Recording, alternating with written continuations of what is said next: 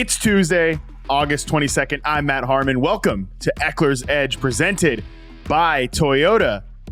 It's a hell of a day to talk ball, man, and joining me to do just that is Chargers running back Austin Ekeler. Austin, what's going on, buddy? A lot of weather-based things happening in your neck of the woods. I'm glad I'm out of there for hurricane/earthquake season, buddy. I hope you and everybody is holding up all right over there.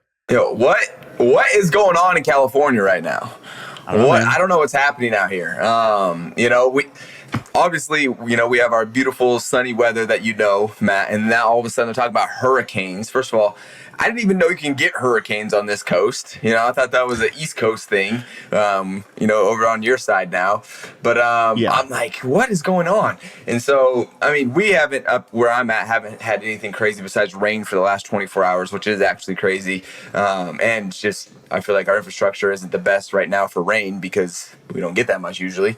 Nope. And then all of a sudden I'm sitting with Joshua Kelly before the game that we had the other day, and all of a sudden the building is moving, and I look up and I'm like, and Josh looks up, I'm like, bro, did you just feel that? And yeah, sure enough, the building was moving because there was a flipping earthquake going on. So we're experiencing all of Mother Nature's wrath right now out here in California. And so it's been very interesting.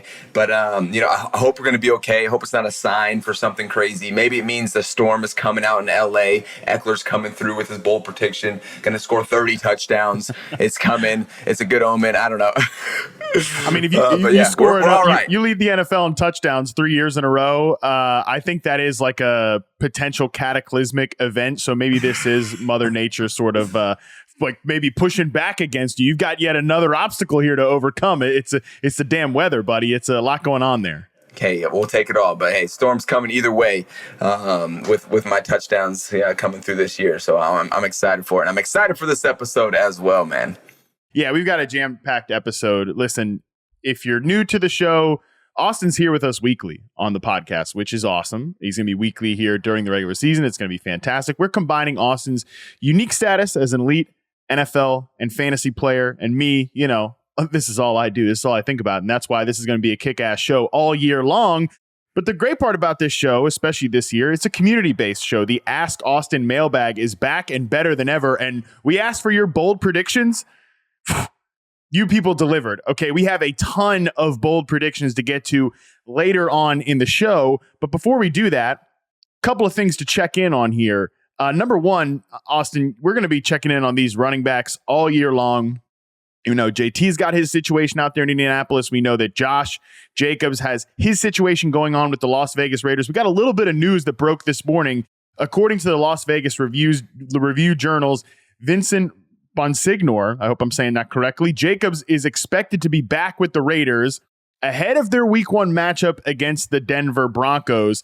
We know that Josh is coming off a career year last year. He was kind of, one of the few reasons the Raiders were watchable last year, to be honest. There wasn't a lot of good things going on in Las Vegas. They didn't have the season they were expecting, but Josh had a better season than they were expecting when they didn't give him the fifth-year option. Now he's playing on the franchise tag this year, so I don't know. What are your expectations for a guy in Josh Jacobs who you've seen a ton of the last few years? Yeah, just first on the situation, running backs, players in general, when we get to this contract situation, kind of muddies the water as far as what we're really trying to do. We really want to go out there and play football. That's why we're here. That's what we love. But obviously, we want to do it on terms that are agreeable between both parties. And so when you have these things come up, with the running backs, and I don't want to get too into the weeds with it, but everyone has their own scenario that they have to go through. And you and your team have to decide, how hard we want to fight for this and what's the right strategy to go about that. So obviously, Josh has not been in training camp. Will he sit out the year? Will he not? We will see. Time will eventually tell. But I know one thing: it's tough to get years back. And so if you do sit out, it's tough, right? It sucks because it is a powerful way to bring the ownership to the table, but you also lose just that valuable time of being on the field. So it's a give and take for both, for the organization and for Josh. So I'm hoping to see him back on the field because I'm excited about this guy, man. The dude is explosive. He runs with just conviction and just energy and just angry and running through guys and just continues to make highlight reels. And for us as running backs, we need that. We need guys like that to go out there and set the tone and be like, hey, this is the standard of running that, is at hand here. And so for us as runners, like, we feed off of each other's success because it continues to push the bar. And we're all unique too, because Josh Jacobs, he's a little thicker than I am. His body's able to do stuff that, I can't do. But it's what makes this league exciting. It's like when we have guys like Josh Jacobs that go out there. So I have high expectations for him. I think he's going to be the pivotal part of that offense again, going out there. And, I'm excited to see him play. I think, he's going to be one of those down in the red zone. They're going to rely on him. They lost some of their key guys that they had over the past few years. And he's one of the ones that's still around. And so he's something that organization knows that, hey, we can depend on this guy. And when the organization knows you can depend on this guy, guess what? He's going to end up getting the ball a hell of a lot more than some of these other guys that they're trying out. So I'm expecting big things when he's back in the building, if he's back in the building. But I'm excited for him either way. Me too. I expect big things as well. And they were really him and Devontae Adams, Josh Jacobs, Devontae Adams last year were sort of like the perfect marriage for that offense. And again, I know this is the immediate pushback from people is going to be, well, the Raiders weren't a very good team last year, despite all this, but there were other things going wrong with the Las Vegas Raiders. It was not Josh Jacobs and Devontae Adams. But when you have an elite number one receiver out there like that you need to dedicate coverage towards, you need to kind of know where he is at all times. And he's not a guy that they just stuck out on the outside, right? He's a guy that they moved around a little bit. They did a better job about that than even maybe I expected last year with Josh McDaniels and the boys calling plays. But you got a receiver like that you need to dedicate extra attention to. But you've got a running back who, if you leave him light boxes, he's going to average, 4.5, 5 yards a carry. He's going to make those explosive runs. So it puts your defense in a bind. And I don't think he's a guy that I think maybe the Raiders thought, you know what?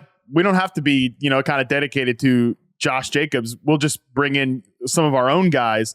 And then it comes out that he's one of their best players, one of their most important players last year. So I think if he's out there and if he's on the field, simply just because of that. And they have a new quarterback too, that Jimmy Garoppolo has relied a lot on play action throws during his time in the NFL. Having Jacobs back there is going to make, I think, everybody's life a little bit easier. Yeah, I agree. So that's why they should pay the man and keep him on the field. 100%. Hey, you mentioned prior to the right after the earthquake, in the middle of this massive storm, you guys have a preseason game. And I kind of wanted to get your quick thoughts on how things went overall, especially the young running backs behind you. This is a group that you have had your eye on for a long time. Obviously, they're on your team, but you've said consistently over the last few years that you want a second fiddle there. And this is probably among the questions that I get asked about you, and people ask me about you all the time, Austin, certain things like, how do you think Austin's going to do this year? What this, that, and the other? The number one question, though, is who does Austin like as his backup? Like, who does Austin like as the RB2 in that offense, right? And against the Rams in your first preseason game, the running backs kind of went crazy, 173 yards. They managed 57 yards on 15 carries against the Saints, second team defense, whatever, but that's going to be a pretty good defense this year in the New Orleans Saints. But my question to you, just between Josh Kelly, who you mentioned, you've talked about Kelly on the show definitely a few times last year, Elijah Dotson, who made a bit bigger of an impression in that first preseason game, and then Isaiah Spiller in his second year. How are these guys kind of filing in the depth chart behind you? Yeah, what I like to say is, everyone has to earn reps.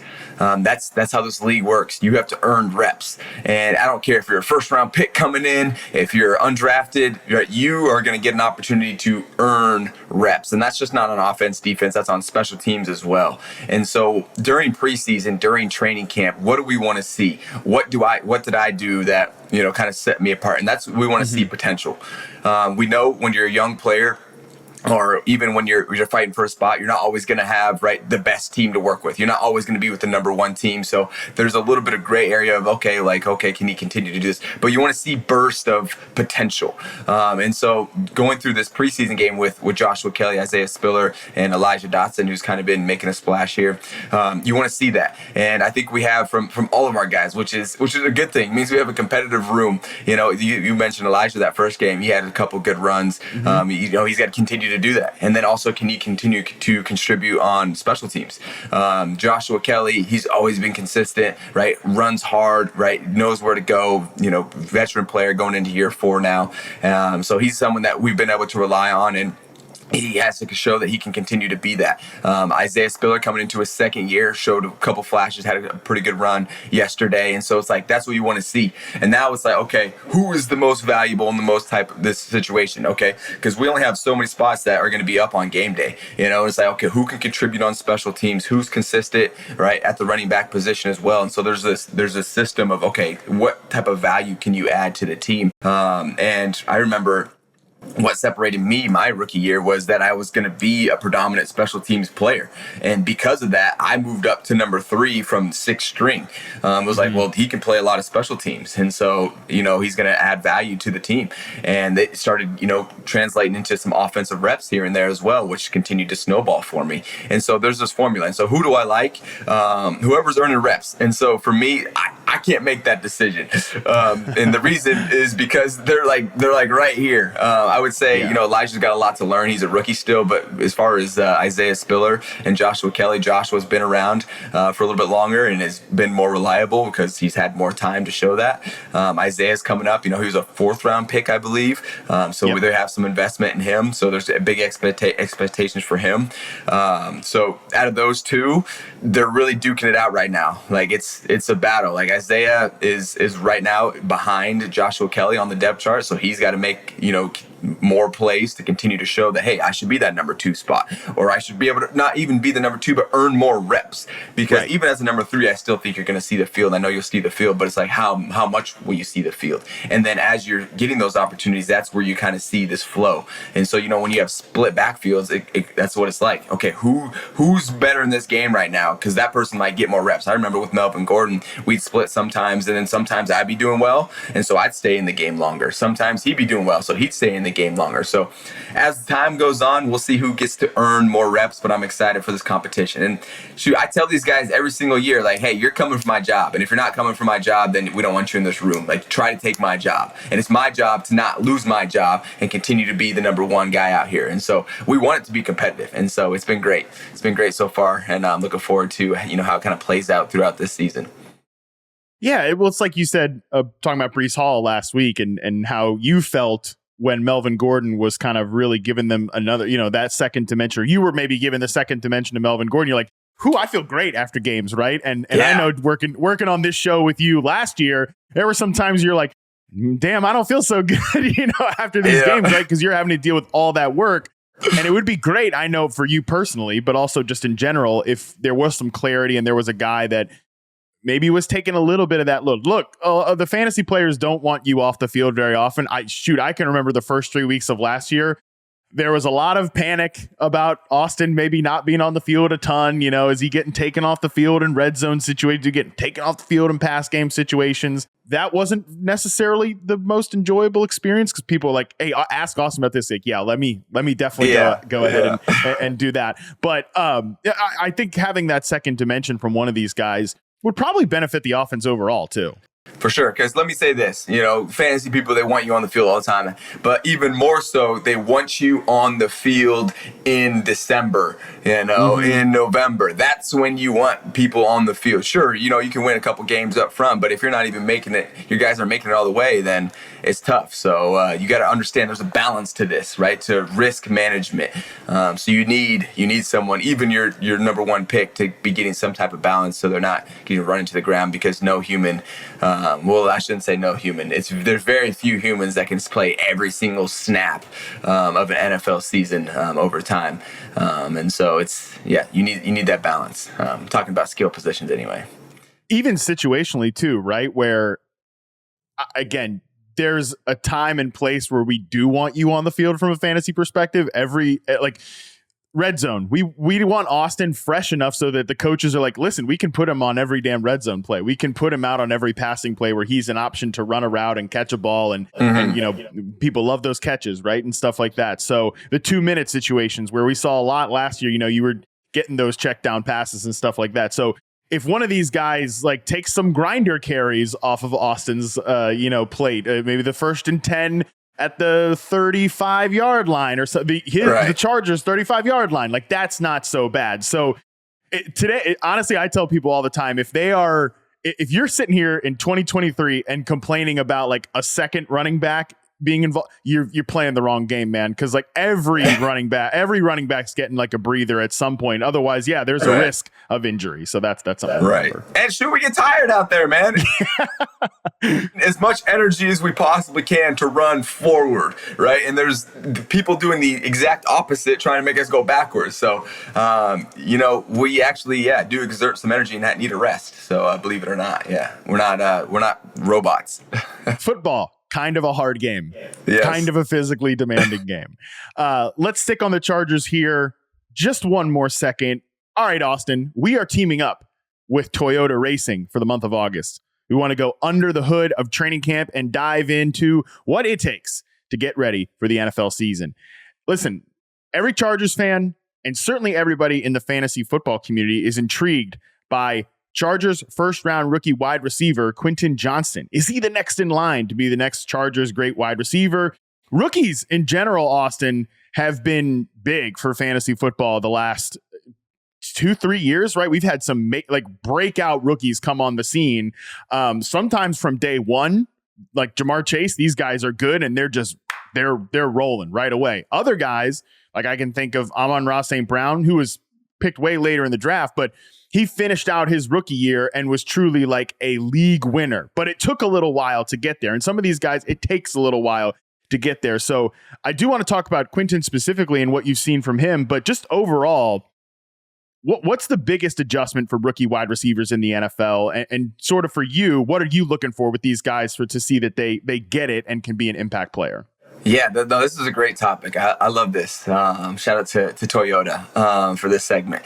But for me, the biggest thing that rookies have to experience when they come into the league, there's a couple things actually, but the biggest thing is the mental dump.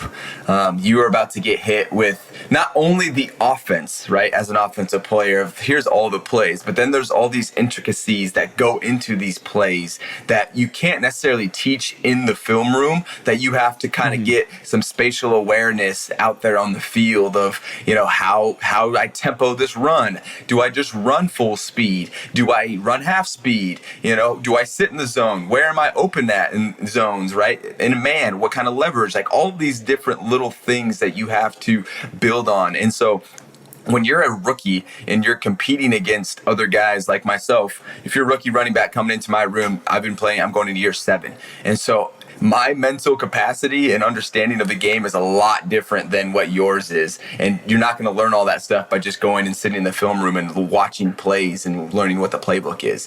And so as a rookie, you think that's what it's going to be, and you're going to get out there and you're going to do all right? That's the expectation. But then you get out there and you start going through these, what we call rookie mistakes, where it's like, with Keenan even, I was listening to him talk to Quentin on the sideline yesterday, and Quentin, I can tell he's starting to understand it. He's like, man, if I would take 2 steps more inside, it was like some type of zone coverage, and he was just not in the window where he should have been. He was too close to the defender. It's like, if I would have been 2 more steps inside, like I would have gave him a throw. And so like things like that, where he ran the right route, but he just needed to be a little bit over to the right or over to the left or a little bit lower or higher.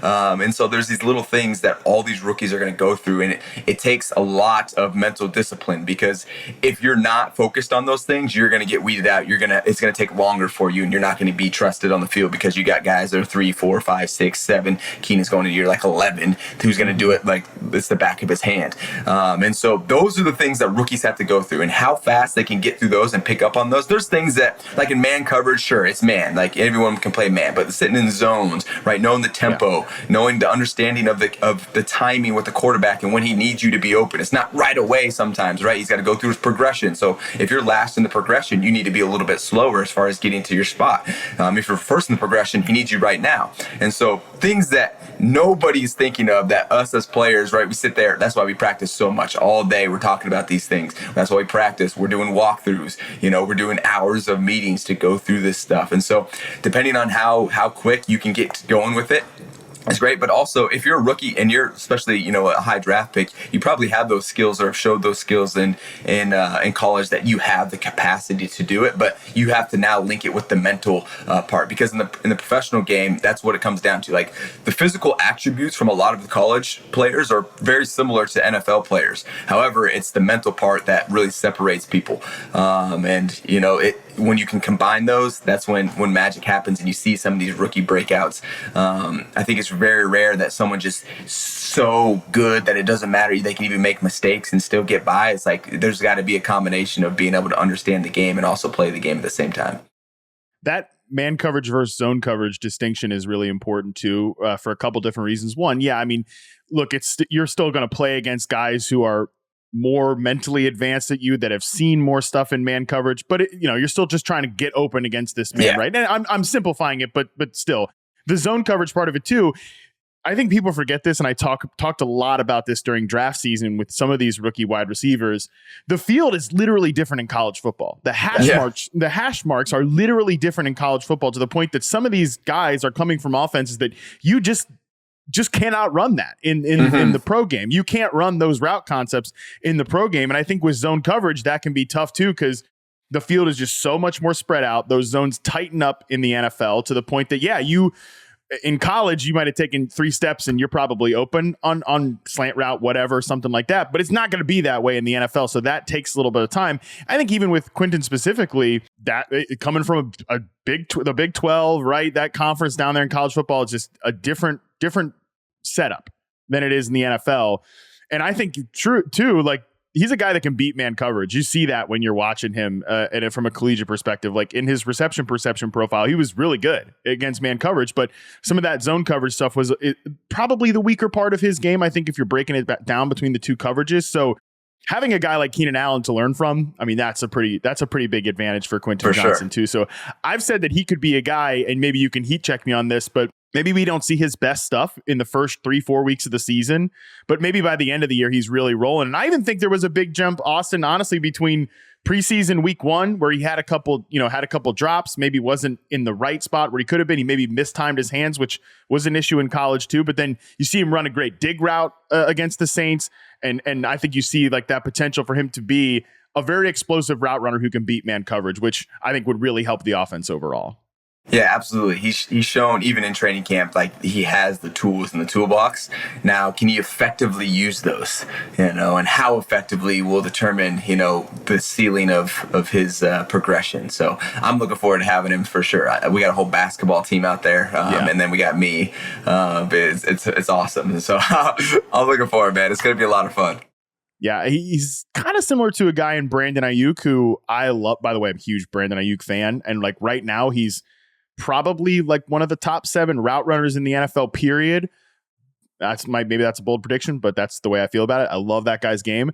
But he took a little bit, to the point that he was even in the doghouse at one point in his second season. And now he like leads the team and leads the 49ers in receptions in his 3rd season. So sometimes it takes a minute with these guys, even if they have the skills to beat man coverage. So I'm excited to watch this offense this year. I'm excited about that entire segment. Austin, that was great. Thanks for going under the hood with us, Austin. And thanks again to our friends at Toyota Racing. All right, we're going to take a quick break. When we come back, we continue Convictions Week on the podcast and dive into the Ask Austin Mailbag and react to your boldest fantasy predictions for 2023. All right, welcome back. Ekeler's Edge is all about community, and no segment demonstrates that this season better than the Ask Austin Mailbag. It's Convictions Week on the podcast, Austin. So we asked our listeners for some bold predictions after you were so offended by my bold prediction last. I was not offended. No, that was me giving you a lesson in content. Like, that's how you do a bold prediction, man. If you don't get the reaction, like a little jaw drop, you gotta think about, maybe was that prediction bold enough? You're right. Listen, you gave a true bold prediction. Yeah, you know more about like how to run an outside zone run scheme than I do. I know a little bit more about like how to do a bold prediction, but you'll get there, man. You're sure. Hey, look, I'm a rookie in this game, compared to you anyway. I wouldn't say rookie, but you're still, you're figuring this thing out. I'm but still you're young in my media career compared to Matt Harmon. Let's just say that, 10 years from now, you're going to be dropping heaters of bold predictions. And let's get a little prep from the people here. The email, askaustin@yahoosports.com. We asked you to send in your emails and your voice memos. We got 2 voice memos that got bumped to the top. This first one here, pretty spicy, from Andrew M., who had this bold prediction for the season.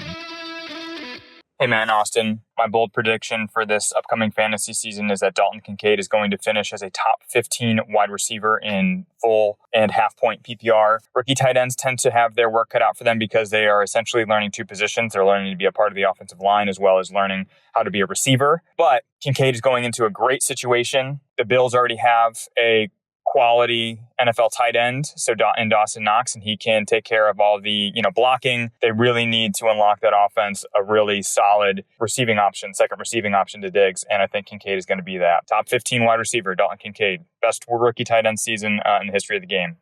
Calling it here. Okay, Austin, so there's a couple things going on here. One, Dalton Kincaid is a tight end, but he's kind of calling him a wide receiver. The Bills have joked that they're going to be running, I don't even know if it's a joke, that they're going to be running 11.5 personnel, which is 2 tight ends, but Dalton Kincaid is basically going to be a slot receiver. Rookie tight ends typically take a little bit of time to get their feet wet, right? We've seen that be a slow developing position, even more so than what we're talking about with wide receivers at the top of the show. So this is a bold prediction. Yeah, they're really setting the bar high for best rookie tight end season ever. Well, I mean, just tight ends in general. I feel like the current landscape of tight ends, right? You had kind of like this cream of the top, and then it's like, okay, tight ends are tight ends. Like they're gonna block, they catch a couple balls here and there. Every once in a while, maybe catch a touchdown. And so this is starting out hot with the bold predictions. Having a tight end compared in the receiver category, top 15. Think of the best 15 receivers that you can think of, and now you try to think of Kincaid in there. It's like, that's bold. I could see where he's going with the targets. Yeah, absolutely. They're looking for a number 2 over there. But even as a number two receiver in the top 15 is a crazy prediction itself. So we just talked about Brandon Ayuk earlier. He was the wide receiver 15 in half PPR scoring last year, and he caught 78 balls for 1,015 yards and 8 touchdowns. My eyebrows and my beard will blow off my face if Dalton Kincaid, who can have an awesome rookie season, but if he gets 1,000 yards and if he goes over 1,000 yards and catches 78 balls and 8 touchdowns, that will be pretty aggressive. Oh man, yes, great bold prediction there. That was great. That's a good one. Like that. All right, we got another voicemail here. This one comes in from Zach D. Hey, Matt and Austin. Huge fan of the show. Austin, huge fan of yours since your 2018 run. My hot take is that K9, Kenneth Walker, ends up as a top 5 running back this year for the Seattle Seahawks. Everyone's already treating him as if he's this long-running veteran. It's only been his rookie year. You can't base a lot of the stats and everything that he's done off of 1 year and not expect any growth.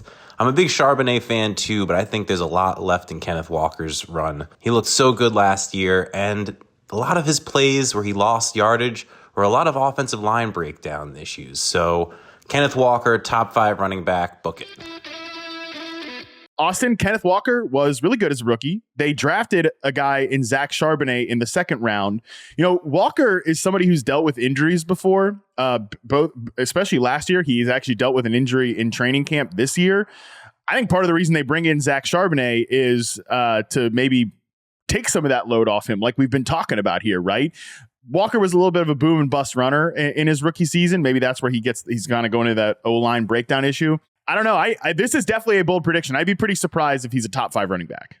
Yeah, definitely a stud. But now, I think he's gonna be competing for carries too with the guy they just drafted as well. But not saying that he's definitely the number 1 and from what I've seen right now. But yeah, there's the potential. There's always the potential. If you're that number 1 spot, you have the eyes, you have the opportunity to establish yourself as like, hey, okay, this is my time. And as we've been talking, it does take time to develop. The growth between those first few years in the league is pretty substantial as far as understanding the game, how to be a pro. So Yeah, it's definitely a bold prediction, but he's got that potential and that upside that could potentially take him there. Because like even use me as an example. In my first 3 years, I'm more of a special teams backup type of guy. And think of the jumps that I've continued to make throughout my career. So I'm not saying it can't be done, but it's definitely bold. It is definitely bold. I think he has the talent to do it. My question is just like, number one, again, Charbonnet, who I think is a good back too. Like he's a grinder for sure. I really like that guy's game coming out of UCLA. He flashed in the first preseason game. That's tough for him to be top 5 running back. And we also know that they're going to have 3 1,000-yard receivers, and Geno's going to win the MVP. Yes. Yeah. Hey, also having a top 5 running back on top of that is going to be tough. If they get that done, then we might see them at the end in February. Sheesh. That would be that would be pretty exciting. All right, next one here comes into the email from Lee V. He predicts that Anthony Richardson will hit 3,000 passing yards and over 15 passing touchdowns this season. Lee brings up that Richardson, the rookie quarterback from the Indianapolis Colts, had no one to throw to at Florida, unlike Kyle Trask. I mean, Kyle Trask catching a stray here, who had Kyle Pitts and Kadarius Toney. I get it, 2 first-round picks, maybe who haven't lived up to their potential in the NFL just yet. But, I mean, this sounds like it's not bold. Oh boy, 3,000 passing yards and over 15 touchdowns, BFD in terms of a bold prediction here. But people are treating Anthony Richardson like he's only going to run. I'm curious your experience with like rushing quarterbacks, maybe even rookie quarterbacks. Like you played with Justin Herbert in his rookie year. How long does it take these guys to sort of get up to speed? And a run first guy is saying like 3,000 yards, even that big of a deal. I mean, maybe 3,000 all-purpose yards for sure. I think that would easily be achievable. Yeah, and if you have a run-first guy, we've seen some of those throughout the years, and sometimes it plays out when you got like a guy like out with the Eagles, Jalen Hurts. Yep. Like this guy can run, but then you have, Justin Fields, another run guy. And so it's like you can open yourself up by being athletic as a quarterback. And that can definitely help your passing game, but also it can help your offense in general, but also it's a little bit risky too, just as far as, you have your quarterback who's not used to taking hits running down the field. So that has to play a factor into it as well. We've seen guys like that. Like I remember like Colin Kaepernick running around all over the place, but as far as the yardage, it's not like anything crazy. It's solid, I would say, rookie season. Absolutely. I don't know. Something about the run first quarterbacks. They don't really get me excited unless you've proven yourself, because I feel like the run first where it's like, hell, nothing's open. Oh, I'm running around. Yeah. I don't know. It just annoys me. I'm like, throw the damn ball.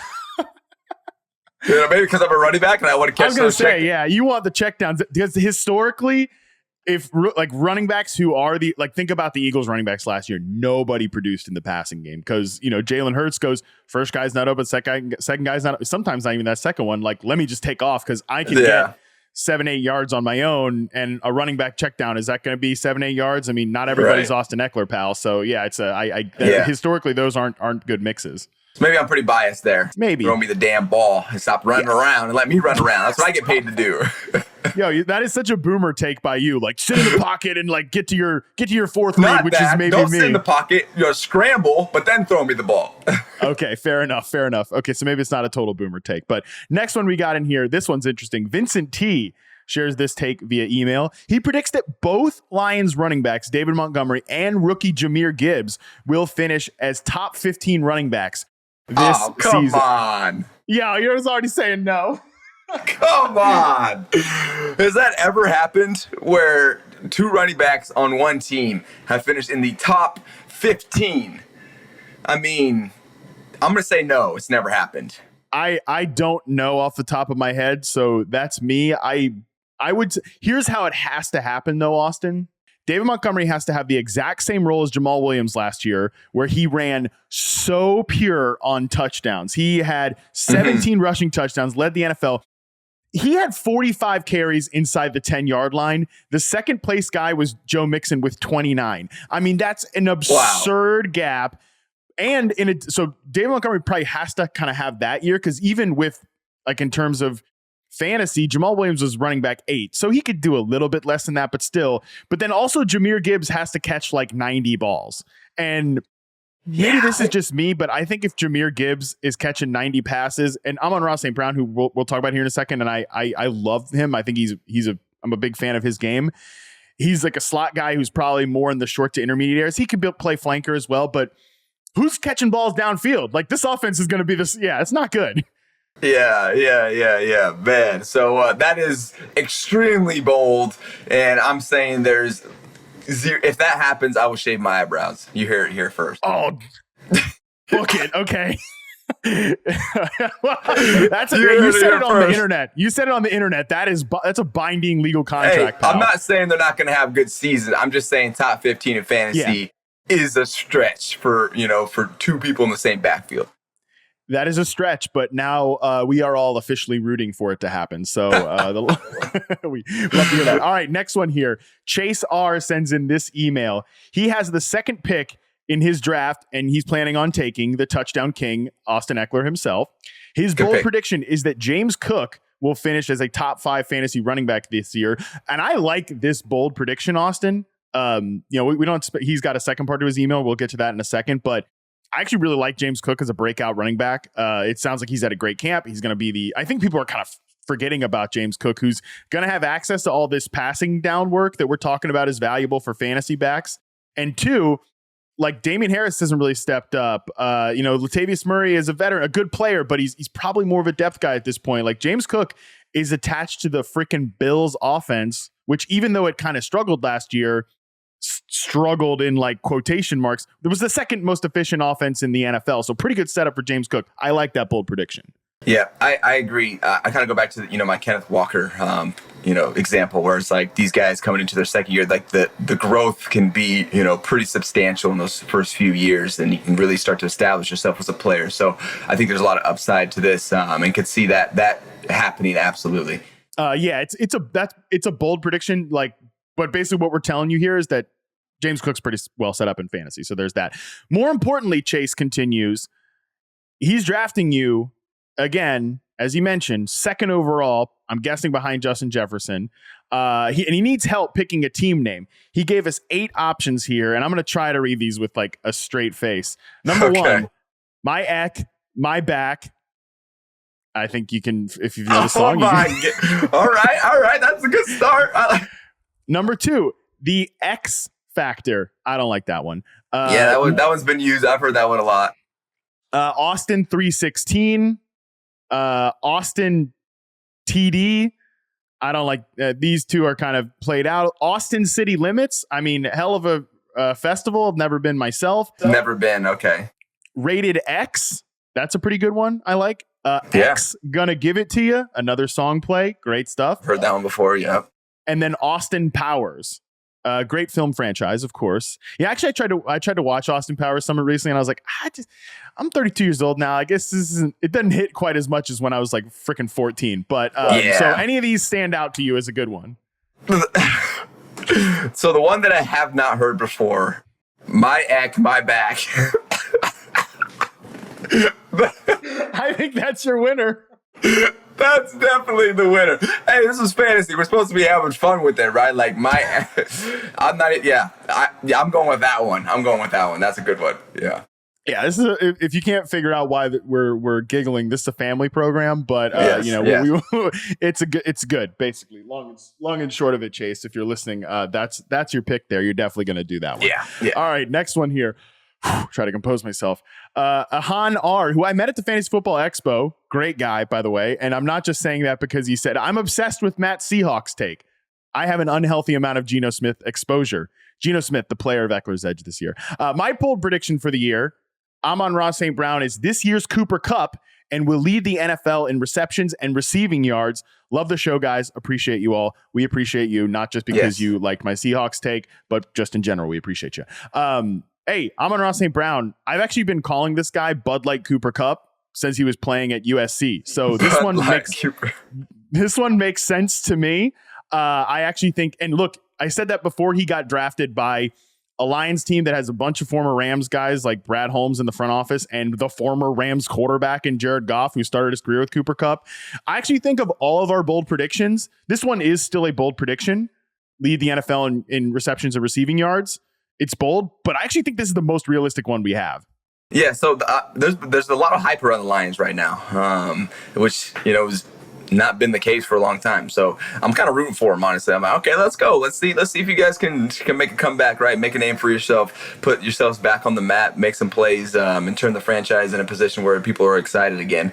I don't think we saw a little flash of that last year. And so, yeah, if it happens, great. But till then, I still got to be proved because I'm a little skeptical. I'm a little skeptical about Lions hype in general, but I'm not skeptical about Amon-Ra St. Brown. Have you ever seen this guy's the way he interviews Austin? Like, I think you and him from a motivation perspective actually would kind of line. This guy is like maniacal with he can name all the 16 receivers who went ahead of him in his draft year. He's definitely got that underdog mentality. Okay. Sure. This man's on a mission, huh? Yeah, he's on mission to lead the NFL in catches and yards. Yeah, okay. It's all good. All right, last one from the email line here. Andrew K. My name is Andrew, big fan of yours. I took you in the top 3 any chance I could get last year, and it paid off big time. It was a fun ride following Ekeler's edge last year. Shout out to Andrew for a great draft pick in Austin Ekeler. My bold prediction for this year is that Alvin Kamara bounces back to have an elite season and is a league winner. I think Derek Carr is a perfect fit to run that offense similar to how it was run back in the Drew Brees days. The biggest beneficiary is going to be Kamara, who is a player that comes alive in the red zone for the Saints, similar to what you do, Austin, for the Chargers. He also said it reminded him of the Josh Jacobs situation last year where people were down on him without much of a legitimate reason. I would say the legitimate reason is he's suspended for the first 3 weeks this season. He's not going to play in the first 3 weeks. That's a little tough. I also think Kendre Miller, who popped last when he played the Chargers, had a nice long touchdown catch down there. Also, they brought in Jamal Williams, who I mentioned is a proven goal line back, 17 rushing touchdowns. That's a lot of competition in the backfield to have an elite fantasy season, even if Kamara kind of recovers from a kind of a down season last year. Yeah, obviously we know what type of player Kamara can be, and what he went through last year with. I mean, losing your Hall of Famer quarterback is going to have an effect on you. Like even for me coming out of my first season without Phillip, it was a tough year. End up pulling the hamstring, all that stuff. But yeah, it was tough, like just transitioning. And now he's going to have to do it again. But now he's got someone who's proven themselves a little bit more, obviously with Derek Carr. And so I think that's definitely going to help his production out. But yeah, the first 3 game suspension obviously sucks because if you draft him, do you not? Is he later now? Like he's still going to be a great player. He's still going to be out there on the field, right, doing things that Kamara can do. Is it going to be what it used to be? I don't know, because now you're not going to get to see it right away. So the time sucks that he's going to be missing. But I still think there's upside there, a bounce back. I definitely think he's going to have I'm hoping for him. He has a better year than he did last year, just their team in general. And I'm thinking with Derek Carr there, that's definitely going to be, something that is built up. So, another bold one because of just some other factors, not necessarily his play, but the suspension and all that. But we'll see. I will say with Derek Carr, he is a guy who he's not scrambling, right? He's I'm checking down, which could benefit Kamara, as he is saying. So that could be, but a lot of things going on, a lot of dudes for him to just not beat out, but really keep off the field when they have some guys who could give him that breather in Kendre Miller, rookie running back, and Jamal Williams. We'll go rapid fire on a few of these ones we got from social media as well, just because we want to give a shout out to the social media fans before we get out of here. Number 1, money sign FF. Drake London will be the highest scoring second-year receiver. I love this take because I'm a big Drake London fan, but he's got to beat out 2 really good players in Chris Olave and Garrett Wilson, who Garrett Wilson, I don't know if you've heard, has a new quarterback in Aaron Rodgers, who might be pretty good at football. We'll see if Desmond Ridder is that good at football. That's a big stretch. So I really do love Drake London, the player, so I think that's a nice, bold prediction. For sure. I'll let you keep rapid fire through all these so we can get through them all. Okay, this one... we'll just do 2 more after this, but I want to throw this one at you because it's another top 5 running back one. At RZ Digital Sports, the Texans will have a good offense. Bold in and of itself based on how they played the last couple of years.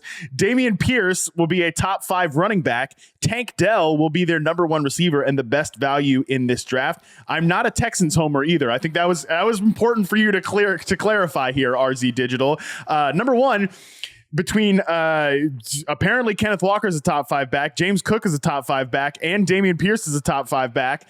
What's going to happen to the rest of you guys? That's my one question. And then number 2, CJ Stroud, I do like as a prospect, but I kind of like Nico Collins as their number 1 receiver there over Tank Dell.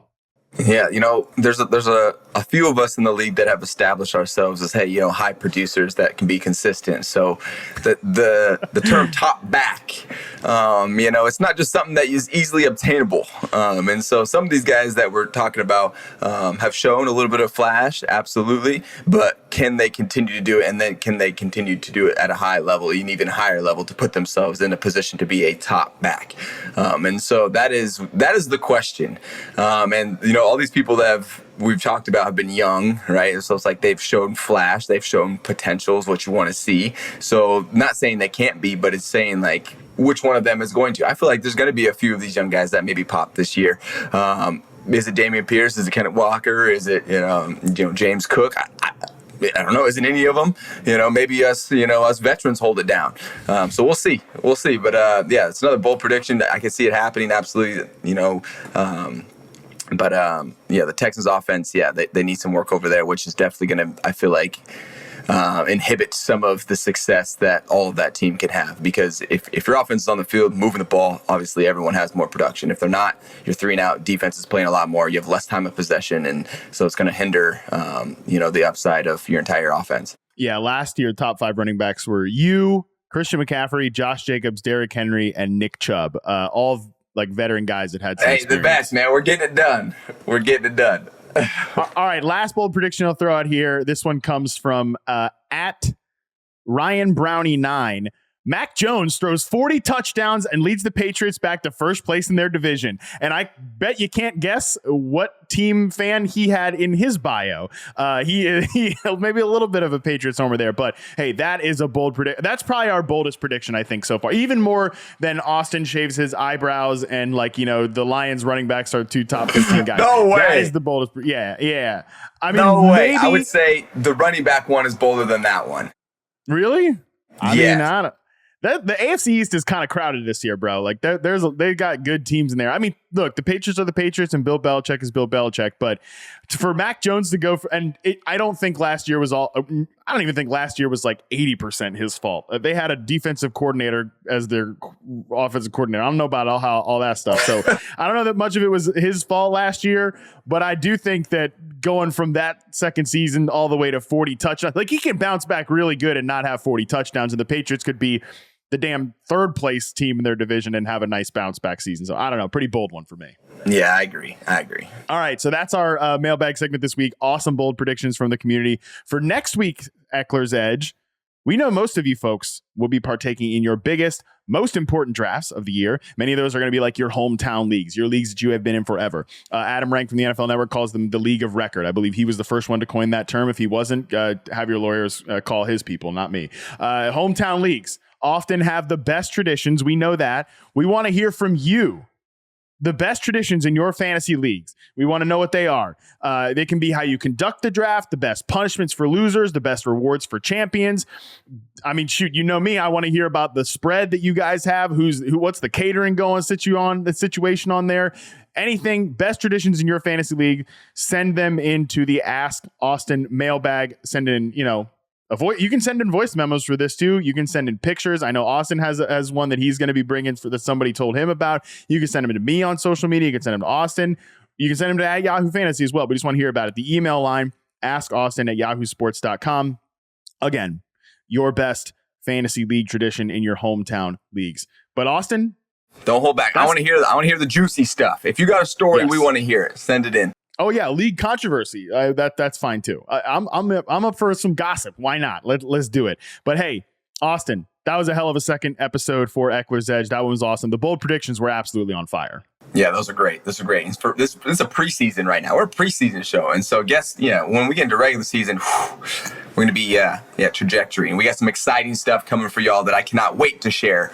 But till then, Matt, good stuff, man. Yeah, of course. Yes, very exciting things coming to Ekeler's Edge this season. But for now, that's gonna do it for us today. If it's a social media app, Yahoo Fantasy is there. At Yahoo Fantasy on Twitter, Instagram, and TikTok. I'm on social media, I guess, begrudgingly. I'm at Matt Harmon _BYB. You can get me on Twitter, Instagram, not on TikTok, though. Don't bother. Austin, though, you could definitely get him on social media at Austin Ekeler. Definitely Great. Austin, just great pages. Just great social media pages. Thank you. I try. In the meantime, if you want to see what Austin looks like when he shaves his eyebrows at the end of the season, when the Lions have 2 top 15 running backs, I feel like Austin's if that happens, he's going to lose our number. We're not going to be able to find him. You can watch the show, though, on YouTube at Yahoo Sports. Tomorrow, we continue Convictions Week on the podcast. Dan Titus of Yahoo makes his debut journey on the show. He's going to join me to identify this year's biggest busts. Oh man, shout out to Dan. I'm like, what do you want for your first episode? I'll take busts. Really putting himself on the line there. I'm sure that's not going to cause a stir at all. Until then, we're out.